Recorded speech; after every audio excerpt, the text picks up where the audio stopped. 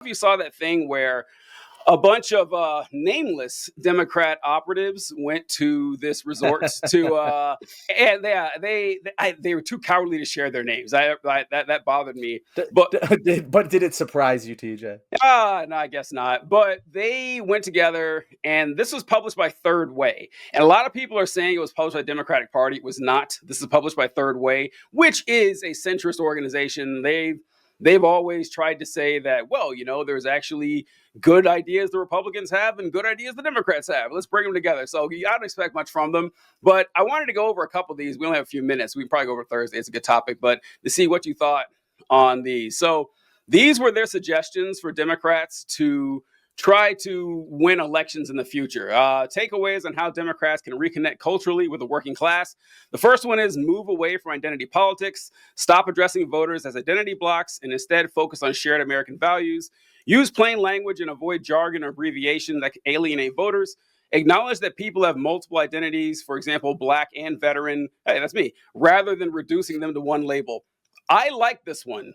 I know people have been shitting on a lot. I think for the most part, that's a pretty good one. What about you? Yeah, for the like there's nothing about those words straight up that I disagree with. Like, yeah, and we've been saying move away from identity politics for a while now. So like, yeah, like that makes sense. Does that mean abandon trans people? No, it does not. No. Does it mean, hey, like, we don't need to be like, kneeling down in our fucking Kente cloths. Kente cloths, yeah. For Black History Month, yeah, we don't need to be fucking doing that. Like, let keep, just the politicians don't need to be doing that. Let whatever cultural leaders who want to do that. But like the fucking political leaders, let's just chill on that shit because it's clearly not helping anyone. I'm fine with, because with the Democrats, the problem that they've had ever since, like, say, the 70s or after the Civil Rights Movement is this: they took the gains from the Civil Rights Movement for minority communities and for women and said, okay, we are going to focus on, triumphs for these communities, whatever, and just focusing on the cultural part and not necessarily the economic part or like the power part, or doing the wrong thing and say, I saw some post today celebrating a Black billionaire. It's like, oh, God, that's not the way to do this, folks. That's not how we're going to succeed. We'll talk about this more later. The next one, emphasize shared values and cultural alignment. Frame rights as about freedom and justice, not just identity. It's kind of the same one. So I do have roll through those bullet points because I do have some thoughts on them. Highlight similarities between marginalized groups and mainstream American values. Embrace patriotism, community, and traditional American imagery, such as farms and main streets. Yeah, so this is one of those things where I'm like, I agree with it, but that's kind of what the Kamala campaign did. Like, they did all of those things. Like, and I do think that it was successful. So if they're saying, like, hey, let's keep doing that. Yeah. Cool, I agree with you. But if this is like, hey, this is our autopsy of the Democratic Party, this is what's wrong, this will fix it, no, it fucking won't. All right. And this next one is interesting to me. It says, rebalance the party's cultural messaging, reject fringe positions that alienate the median voter, avoid overly moralistic and condescending messaging, speak plainly and directly, allow candidates to express personal faith and values without fear of backlash. This is among the worst ones to me because it doesn't say anything at all. Tell me what the fuck you mean by fringe position that alienates the median voter. Allow candidates to express personal faith and values without fear of backlash. When has that ever happened? Like, when has a candidate ever expressed their personal faith and received some sort of backlash for it? I'd love to see examples like from people in the Democratic Party. Like, right, you can point to some random Twitter comments or whatever like that. But I don't know. I think that's one of the worst. I don't know what you think, John. I had the same exact thought where it's actually a lot like what J.D. Vance likes to pull this technique where he says something where he's like, I don't agree with all of what these people had to say. And it's like, bitch, name specifically what you agree with and disagree with. Right. Because it sounds to me, and this is why I pissed off a lot of people on the left. It sounds to me, can you put it back on the screen, TJ, so I can read it off? It sounds to me that when you say reject fringe positions that alienate the median voter, you're talking about Gaza. That's what it feels like you're talking to me. You're like, oh, allow candidates to express personal faith and values without fear of backlash. It talks to me about, being a Zionist. Yep, You that's know, what it like that. sounded like. Yep. That's what it sounds, because that's the only thing I've ever seen like Democratic politicians stand by their faith and values and receive backlash for. Like that's the only thing. So like if that's what you're talking about, then no, fuck you. Right. That's wrong. You're wrong. That is not what you should do. You should not stand with fucking fascists in order to defeat other fascists. That's not what you do. The fact that I'm sorry, but the leopards will eat your face eventually. Not good strategy, not good morality. Yeah. And say what you mean, you fucking cowards. Like, quit hiding behind, oh, this kind of thing here, this kind of thing there, and stop conflating Judaism with Zionism. Like, it's insulting, and it's I don't know, it's really upsetting. All right, the next one we have here: reduce far left influence and infrastructure. What the hell are you talking Insane, about? Like, utterly insane. I just like. What influence of infrastructure? Oh my God, John, how many calls do you get from like governors and attorneys general across the state? It happens all the time, right? They can't stop getting this far left influence, right? It's insane. Wait, put it back. Keep this on the screen because like we got to go point by point here. I need All it right, in front of me. Build a moderate democratic infrastructure, including media, talent pipelines, and communications networks. Push back against far-left staffers and groups that exert a disproportionate influence on policy and messaging. It's hard to even read these. Ban far-left candidate questionnaires and refuse to participate in forums that create ideological purity tests. So, like, here's again. Build a moderate democratic infrastructure, including media, like that exists. I'm sorry, astounding, but that is what the party is right now. Like, I don't even know, because some of these, I'm like, I know what they're trying to refer to. I don't even know what they're trying to refer to here, because that's what like fucking MSNBC is. Yep, like that is. If you were to like close your eyes and picture what that is, it's MSNBC. So again, I don't know what you're talking about there. Push back against far left staffers.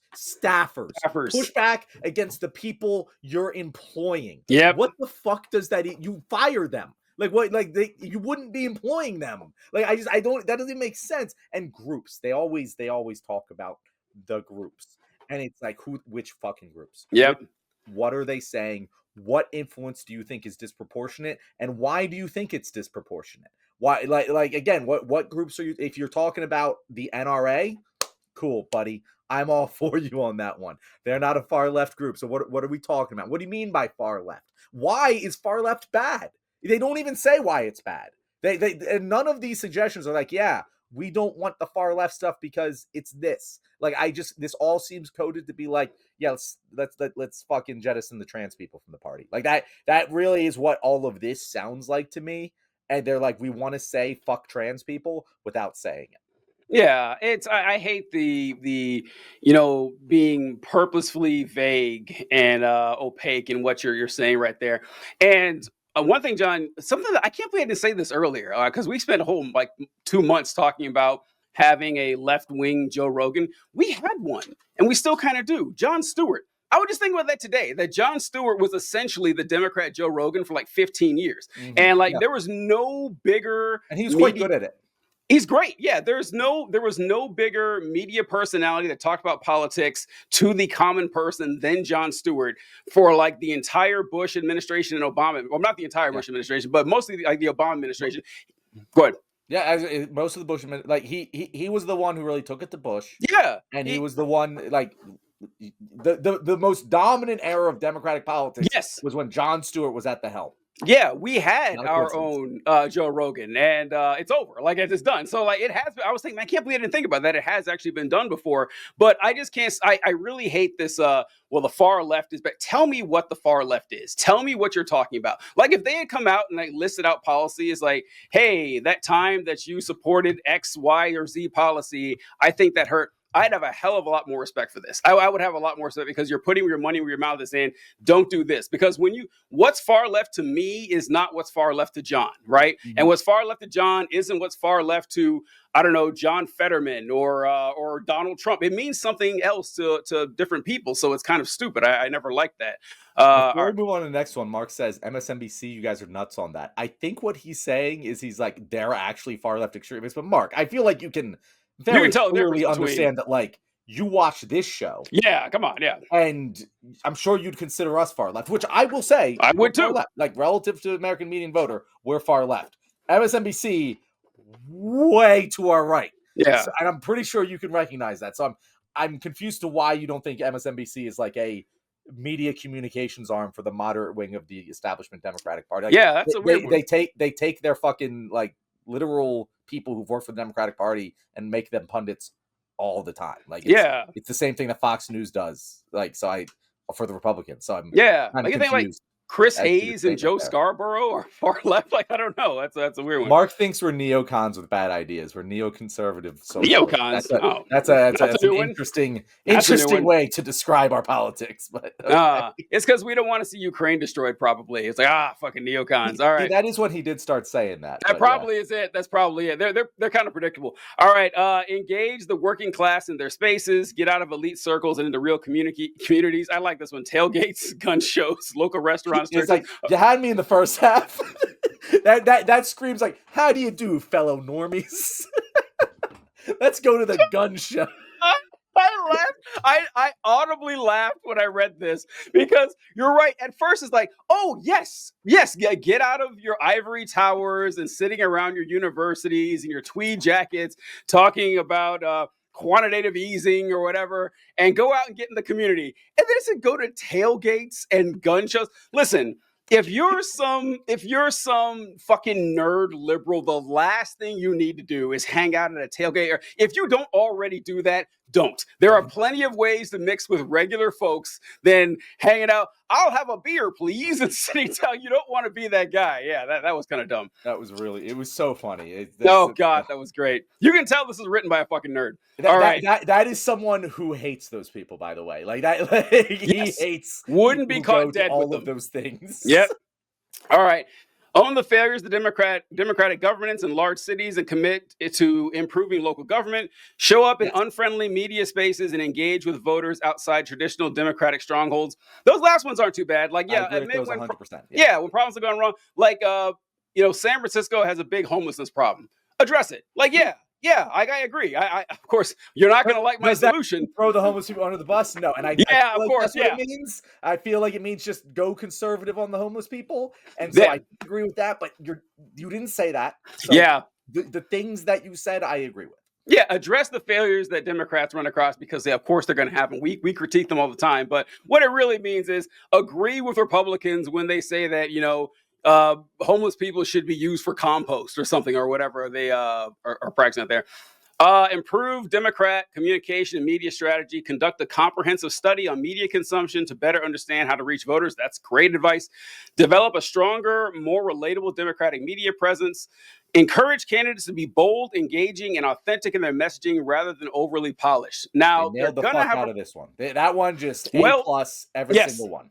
They're going to have a problem there because the politicians who succeed and the politicians who rise to prominence in the Democratic Party are not generally those type of people. You'll get a few every now and again, but the Democrats hate them. The Democrats can't stand them. The Democrats want nothing to do with them. So, you're going to have to be willing to buckle on your pearl clutching whenever someone mentions, what if rich people paid more taxes? Well, you're going to have to start folding on that if you want to accomplish that goal. I think it's the next one, but we're going to get to why that one was a little bit have your cake and eat it too. Oh, you're right. Oh, I'm sorry. No, it's the next one after that. But yeah, we'll continue going.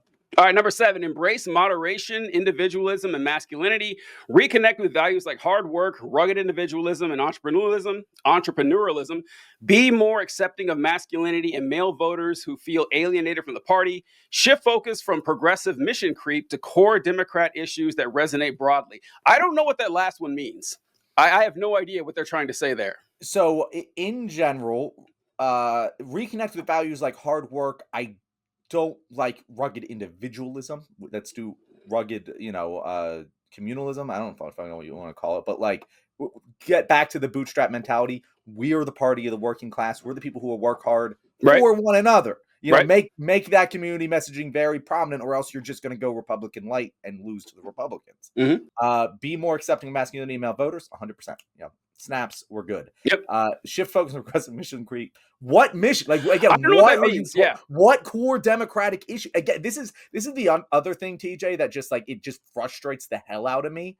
Why do you think you're the core Democratic issue? Why do you think you know that? because you just got your asses fucking kicked. So maybe the core democratic values ain't what you think they are. It shocks me that they think that they know what the core values are. Yeah, yeah. I really like, and I'm not even trying to be a prick. I genuinely don't know what they're talking about. Like, I have no clue whatsoever. I have to know what they mean by shift focusing from mission creep to core democratic issues. Like, I don't know, like, what the core democrat. I don't know. All right, so let's get the one that Let's jump. go. They saved the best for last, Oh, TJ. this is a home This run. one This is just great. This is fantastic. All right. Revise Democratic fundraising priorities. Move away from the dominance of small dollar donors whose preferences may not align with the broader electorate.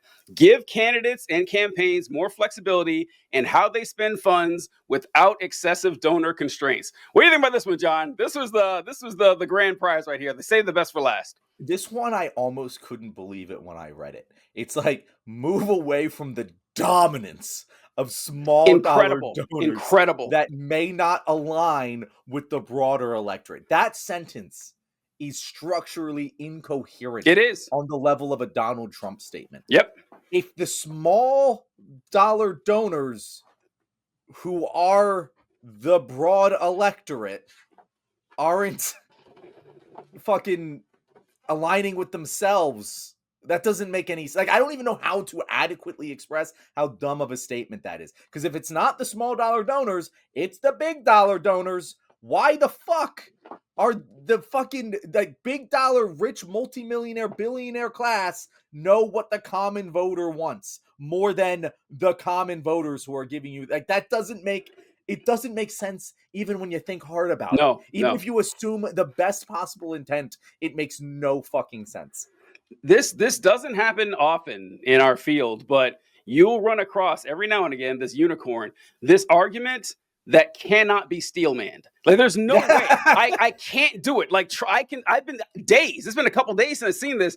I can't formulate a coherent defense for this. They're like, listen, all the small donors, fuck them. Ignore them. Ignore it. Go. So you have to go with the big dollar donors. Like John said, you have no choice. And listen to them; they're going to have the best interest of the small, of the populace in general in mind. They're really going to have interests that coincide. It's insanity. And it seems to reject everything they talked about before. Like, be out there mingling among the common people, address what the common people want. Don't act all high and mighty and holier than thou. Don't accept their money or take their advice, though. Like, that's the entire thing boils down to that, and it makes no sense. It makes no sense at all. Yeah. It's utterly incredible. And to wrap this up, I wanted to address this because it speaks to the masculinity thing. Mark said snaps need to work on that masculinity. Here's the thing, Mark, and to any men listening to me out there, if you're defining your masculinity based on what other people think is masculine, that's the opposite of fucking masculinity. And it's what a lot of people do. Yeah. And if I want to go snaps, that's how I want to fucking do it. And I just do it. And that is what I feel, that I wanted to express myself. And I feel confident in the way that I express myself. That's fucking masculine.